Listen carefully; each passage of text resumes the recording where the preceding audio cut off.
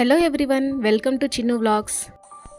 ఉంటలు కట్టకుండా ఉప్మా ఎలా చేసుకోవాలో ఈ వీడియోలో నేను చెప్తానండి. నేను చెప్పిన విధంగా ఒకసారి ట్రై చేసి చూడండి, చాలా టేస్టీగా ఉంటుంది. ముందుగా స్టవ్ ఆన్ చేసుకొని కడాయి పెట్టుకొని అందులో 3 టేబుల్ స్పూన్ ఆయిల్ కానీ లేదా 2 టేబుల్ స్పూన్ నెయ్యి వేసుకొని నూనె బాగా కాగాక అందులో కొద్దిగా ఆవాలు, అవి బాగా వేగాక అందులో ఒక మీడియం సైజ్ ఆనియన్ తరిగి వేసుకున్నాను.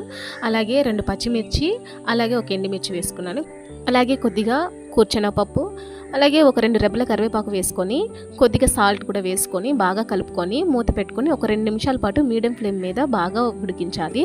చూసారు కదా, ఈ వీడియోలో చూపించిన విధంగా ఒక 2 నిమిషాల తర్వాత ఇలా బాగా వేయాలి. ఇందులో ఇప్పుడు మనం వాటర్ మెజర్ చేసుకొని వేసుకోవాలి. మనం ఏ గ్లాస్తో అయితే రవ్వని కొలుచుకుంటాం అదే గ్లాస్తో వాటర్ కూడా మెజర్ చేసుకోవాలి. అంటే ఒక గ్లాస్ రవ్వకి 1.5 గ్లాస్ వరకు వాటర్ పడుతుంది. ఇలా వాటర్ వేసుకున్న తర్వాత మూత పెట్టుకొని హై ఫ్లేమ్ మీద ఒక 2 నిమిషాల పాటు బాగా ఉడికించుకోవాలి. చూసారు కదా, ఈ వీడియోలో చూపించిన విధంగా వాటర్ బాయిల్ అయిన తర్వాత మనం ఇందాక ఏ గ్లాస్ అయితే వాటర్ కొలుచుకున్నామో అదే గ్లాస్తో ఒక గ్లాస్ నిండా రవ్వ తీసుకోవాలి. ఇక్కడ మీకు ఒక టిప్ చెప్తానండి.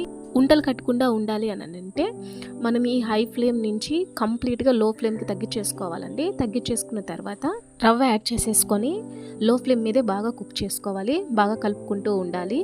అంతే అండి, 2 నిమిషాలకి దగ్గర పడిపోతుంది. చాలా బాగా వస్తుంది ఉప్మా. ఉంటలు అనేది ఎక్కడ కట్టదు. ఒకసారి సాల్ట్ కూడా చూసుకొని అడ్జస్ట్ చేసుకోండి. కావాలంటే లాస్ట్లో కొద్దిగా నెయ్యి కూడా యాడ్ చేసుకోవచ్చు. అంతే అండి, ఎంతో టేస్టీగా ఉండే ఉప్మా రెడీ అయిపోయినట్టే.